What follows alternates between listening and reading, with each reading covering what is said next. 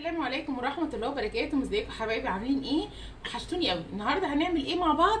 هنعمل فتة الشاورما السوري. طبعا هنقول ايه؟ هنقول بسم الله الرحمن الرحيم ونقول مقاديرنا كده. اول حاجه هنعمل ايه؟ لازم نتبل الشاورما. الشاورما هنا معايا كيلو من اللحمه طبعا متقطعه شرايح اهي. تمام. معايا ايه كمان؟ معايا بصلايه متقطعه برده جوليان شرايح زي اللحمه بالظبط. نقول بقى توابلنا ايه؟ بسم الله الرحمن الرحيم. معايا هنا توم باودر وبصل باودر وجنزبيل وبابريكا. كل الحاجات دي على كيلو اللحمه بتبقى معلقه صغيره، يعني معلقه صغيره توم باودر، معلقه صغيره بصل باودر، معلقه صغيره جنزبيل، معلقه صغيره بابريكا، ومعايا هنا برده معلقه صغيره كاري ومعلقه صغيره كركم ومعلقه صغيره توابل لحمه. وكمان معايا هنا ربع معلقه من الحبهان وورق راولو وعصره ليمونه، وطبعا الملح والفلفل الاسود بتاعنا. كمان معانا كوبايه زبادي ونص كوبايه لبن، نص كوبايه زيت، ونص كوبايه خل. هنعمل ايه دلوقتي بقى؟ نجيب الطبق بتاعنا ننزل فيه بالخل. تمام. كل بقى المكونات بتاعتنا، وادي الزيت وادي اللبن. تمام. هقلبهم بس كويس.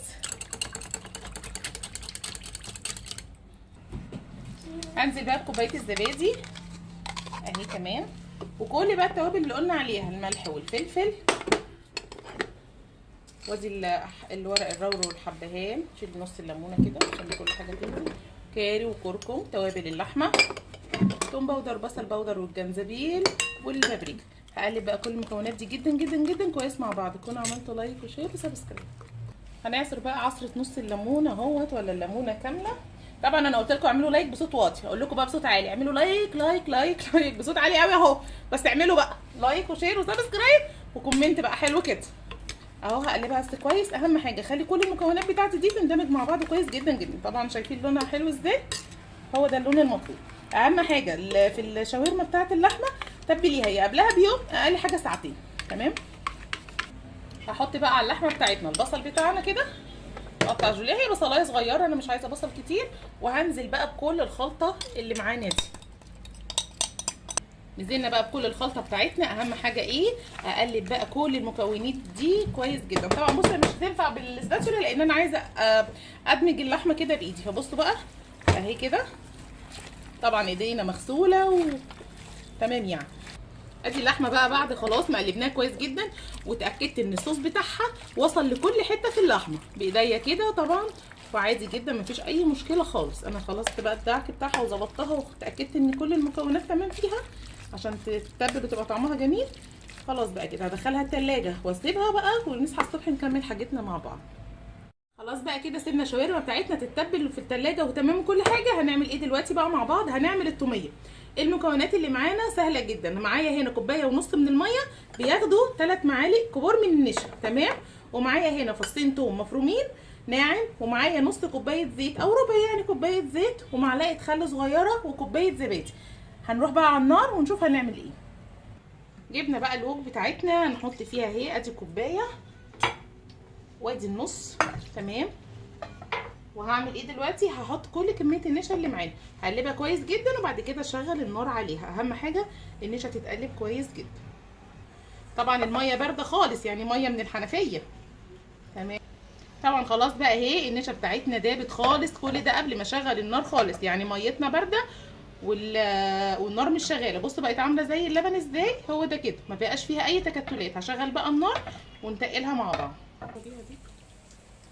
خلاص بقى كده اهو. انا ايدي اهم حاجه ما تسيبهاش خالص، لان احنا لو سيبناها هتعمل تكتلات واحنا مش عايزينها تعمل تكتلات. اهو ايدك فيها دايما باستمرار تقلبي. خلاص بقى هي تقلت معايا، ما بتاخدش على النار اكتر من 3 4 دقايق. تمام. خلاص كده انا هقفل بقى النار. هعمل ايه بقى دلوقتي؟ اهي انا هسيبها، لازم اسيبها تبرد خالص عشان اقدر اشتغل بيها. تمام. هروح بقى انا اعمل ايه دلوقتي؟ نجهز بقى بقيه حاجتنا عشان ناكل اجمد شاورما سوري. طبعا معاها اجمد توميه هنعملها بقى في البيت وحاجه نظافه من الاخر. طبعا بقى احنا سايبين الشاورما بتاعتنا التوميه بتاعتنا على النار بتبرد. النشا بالميه اللي احنا عملناها لازم تبرد خالص. هعمل ايه دلوقتي؟ مش هنقعد نستناها. هعمل ايه دلوقتي؟ هعمل بقى هحمر العيش. انا جبت معايا هنا عيش شامي اي بقى ان كان عندكم، بس هو لازم شامي. تمام. هنقطعه بقى بالمقص كده. خليني بقى نقطع الباقي بعدين. هنعمل ايه؟ هنجيبه بقى كده ونقطعه مكعبات صغيره اهو بالشكل ده. تمام. زيتنا بقى هيكون سخن، هننزل فيه ونحمره كويس جدا اللي يبقى لونه ذهبي كده وجميل اهو. وادي العيش بقى بعد ما قطعناه مكعبات اهو ما شاء الله جميل. يلا بقى نقليه مع بعض. ادي الطاسه بتاعتنا بقى زيت سخن اهو، هنزل بقى فيها بالعيش ده كله نتحمر بقى كويس ونشوفه تاني مع بعض. ادي عيشنا بقى بعد ما حمرناه، سامعين القرمشه والخروشه قد ايه ناشف ولونه جميل وذهبي. نكمل بقى بقيه الكميه مع بعض عشان نعمل الرز ونخلص كمان التوميه بتاعتنا. العيش بتاعتنا كلها بعد ما حمرناها طبعا لونها ذهبي جدا وبتقرمش بقى وجميله. طبعا كميه العيش دي زي ما انت عايزه. يلا بقى نكمل التوميه مع بعض. البتاعه بردت خلاص بقى كده، النشا بالميه بتاعتنا بردت خالص وهو ده اللي انا عايزاه. هجيب بقى الكبه، تجيبي خلاط، تجيبي اللي انت عايزاه، مش هتفرق معانا خالص. هحط لها بقى دلوقتي معلقه الخل بس عشان اشغل الكبه بتاعتي، والزيت احنا هننزل بيه حبه حبه، فانا هحط حبه صغيرين دلوقتي وهضرب بقى بالكبه كويس جدا. اديتها بس خلطه اولانيه طبعا وفصلت الكاميرا عشان الصوت ما يضايقكوش. نزلت بقى بالفصين الثوم اللي معايا وهنزل بكوبايه الزبادي. طبعا اللي حابب يحط زبادي بس مفيش مشكله، بس انا بحس ان معلقتين المايونيز دول بيغيروا طعمها وبيخلوه فظيع. خلاص كده هحط برده شويه زيت تاني. طبعا هيبقى اسهل في الخلاط بحيث ان انت ايه تشيلي الغطا اللي فوق وتنزلي بسرسوب. طبعا احنا بنحط الزيت حبه حبه علشان الزيت ما يفصلش، وما احط زيت كتير تكون مش محتاجاه ونغمس في الاخر زيت. انا كده او عامه هي قربت معايا يعني. طبعا بقى هحط لها شويه ملح، احنا ما ملحناش خالص، وهحط شويه زيت تاني ونضرب بقى تاني. خلاص بقى اهي التوميه بتاعتنا اهي شكلها بقى تحفه ناعمه جدا ما فيهاش اي تكتلات. نسيت اقول لكم اهم حاجه ان الكبه بتاعتنا او الخلاط ما يكونش فيه ولا نقطه ميه. بس كده هبتدي بقى اغرفها خلاص بالشكل ده. اتمنى بقى تكون الطريقه سهله وبسيطه. يلا بقى نكمل مع بعض بقيه الشاورما بتاعتنا. هنعمل ايه دلوقتي؟ هنعمل بقى خلاص الشاورما بتاعتنا تتبيلتها بقت تمام وهنعمل الرز. هنعمل ايه بقى دلوقتي؟ جبت حله اهو سايباها تسخن على النار كويس جدا، وهحط فيها يعني حوالي معلقتين كبار من الزيت عشان ابتدي بقى اعمل الرز. ماما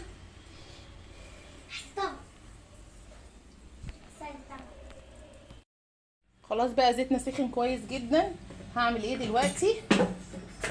هنزل بقى بالرز البسمتي اللي معايا مغسول ومتصفي كويس جدا.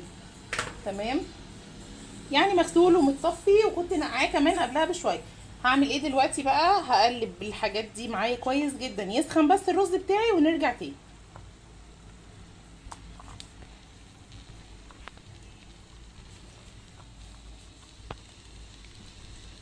هعمل ايه بقى دلوقتي؟ هنزل بالتوابل بتاعتي على الرز. معايا ايه؟ معايا هنا ملح ورشه صغيره جدا من الحبهان، وكمان ايه معايا معايا كاري وكركم وبابريكا. تمام، هنزل بكل المكونات دي. وانا دي اضافه من عندي، دي توابل كبسه، اللي مش حابب يحطها ومش عنده يستغنى عنها. هقلب بقى كل الكلام ده كويس جدا مع بعض كده ونرجع بقى نشوف عشان اعرف اقلب كويس. بصوا بقى خلاص كده لون الرز بتاعنا بسم الله ما شاء الله. بصوا لون الكهرمان بالظبط. معايا ايه بقى كمان هنا؟ انا معايا شوربه. انا بحب اشرب البسمتي شوربه، اللي مش عنده شوربه طبعا ممكن يشربها بالميه عادي. طبعا احنا عارفين كوبايه الرز البسمتي بتاخد كوبايتين ميه. رزنا سخن تمام وشمينا ريحه التوابل اللي فيه وكل حاجه. هعمل ايه دلوقتي؟ هنزل بقى بالشوربه اللي عندنا كده اهو. بسم الله. تاكدي طالما سمعتي صوت الطشاشه كده يبقى انت ماشيه مظبوط. انا بقى هكمل له بقيه الميه بتاعته واسيبه على النار يغلي ونوطي عليه مع بعض. ادي رزنا على النار اهو بدا يغلي معانا بسم الله ما شاء الله، اللهم صل على النبي. يعني هنجيب ايه دلوقتي؟ هجيب بقى طاسه فاضيه عشان نعمل فيها الشاورما. اهم حاجه في المرحله دي ان الطاسه بتاعتنا تسخن كويس جدا عشان اللحمه اللي معانا ما تنزلش ايه الميه بتاعتها او اي حاجه.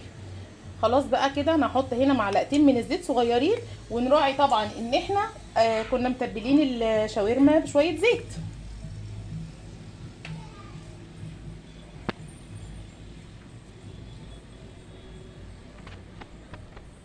خلاص بقى بصوا كده حبايبي، انا اتاكدت ان الايه ان الطاسه ما شاء الله عليها سخنت كويس جدا. هنزل بقى بالشاورما اللي معانا. الله حلو الصوت ده. ده دليل انها سخنت معانا كويس جدا. هحط بقى انا الكميه كلها اهو بقى كده. خلاص كل الشاورما بتاعتي بسم الله ما شاء الله انا حطيتها اهو في الطاسه بتاعتي. هقلبها بس تقليبه بسيطه وهسيبها بقى تاني. انا مش هقلبها تاني خالص علشان خاطر ما تنزلش الميه. تمام. تعالوا بقى نبص على الرز اهو بسم الله ما شاء الله غلي. في المرحله دي انا هعمل ايه؟ انا هديله تقليبه صغيره عشان يبتدي بقى يتشرب. تقليبه صغيره واحده بس. تمام. وهسيبه يكمل بقى تشريب الرز بتاعه. خلاص بقى كده بصوا حبايبي انا وطيت على الرز بتاعي. طبعا شايفين شكله جميل، ريحته بقى قلب الدنيا والله. يا ريتكم تشموها، ريحته حلوه قوي. وادي الشاورما بتاعتي اي صوص هينزل منها هستناها تشربه. اهم حاجه ما نقلبش فيها بس كتير. انا سايباها كده ونرجع بقى نغرف احلى فتة شاورما سوري، ولا احسن من ابو عمار السوري او اي حد سوري على الاطلاق. ومعانا التوميه السوري، نفسي تجربوها وتحط لها معلقه المايونيز دي بتغير طعمها خالص مع الزبادي كمان. جربوها وان شاء الله تعجبكم جدا. خلاص بقى الشاورما بتاعتي كده خلاص بقت ما شاء الله تمام. كل حاجه فيها تمام. هجيب لها ايه بقى واحط لها ايه معايا هنا؟ فلفلايه حمراء وفلفلايه صفراء وفلفلتين خضر، يعني فلفل الوان. تمام. هقلبهم بس كويس. خلاص بقى كده قلبت شاورمتي اهي بالفلفل الالوان اللي احنا حطيناه وكله بقى تمام. هعمل ايه دلوقتي؟ انا مش حاطه طبعا خضره كتير اللي هي الفلفل الالوان وكده، لا كل حاجه مثلا قرن صغير او نص قرن من الكبار. تمام. حطيت بقى دلوقتي بقدونس. هقلبها كويس. هحط ايه كمان؟ اخر حاجه معانا انا هحط رشه سماق كده. دي بقى بتخليها زي بتاعه اشهر المحلات بالظبط. هقلب بقى كويس ونقفل النار ونغرف غدانا مع بعض.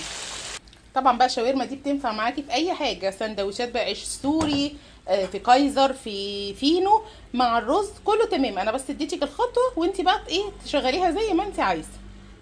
خلاص بقى كده يلا بقى نغرف الرز بتاعنا. بسم الله ما شاء الله. شايفين طبعا شكله جميل جميل جميل اهو. هغرف بقى كل الاكل بتاعي كده. هغرف بقى انا طيب الرز ونرجع تاني بدل ما اطول عليكم الفيديو. خلاص بقى انا غرفت الرز بتاعي. هعمل ايه بقى دلوقتي؟ العيش اللي احنا بقى حمصناه مع بعض هحط كده الكميه بقى اللي انت عايزاها بالشكل ده اهو. خلاص بقى بالشكل ده انا بس عملت طبقين اهو زي ما انتم شايفين. هعمل ايه بقى دلوقتي؟ هجيب الشاورما بتاعتي واحط هنا بقى كده على الوش. تمام اهو. احط على التاني كمان بس خلاص. وده بقى يكون ايه غدانا النهارده. يا رب يكون سهل، طريقه تعجبكم، وشكل روعه والريحه روعتين وتحفه تحفه تحفه. بسم الله ما شاء الله اهو. بصوا بقى ادي الرز طبعا اللون الاصفر الجميل ومعاه العيش الذهبي، والله الكاميرا ظالمه لونه. وادي بقى الشاورما بتاعتنا طبعا حاجه يمي يمي يمي.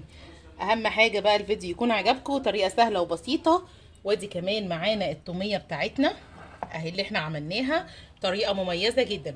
اتمنى بقى الفيديو يعجبكم وتعملوا لايك وشير وسبسكرايب للقناه وتشيروا لينك القناه مع اصحابكم. واسيبكم في رعايه الله، والسلام عليكم ورحمه الله وبركاته. باي باي يا حبايبي.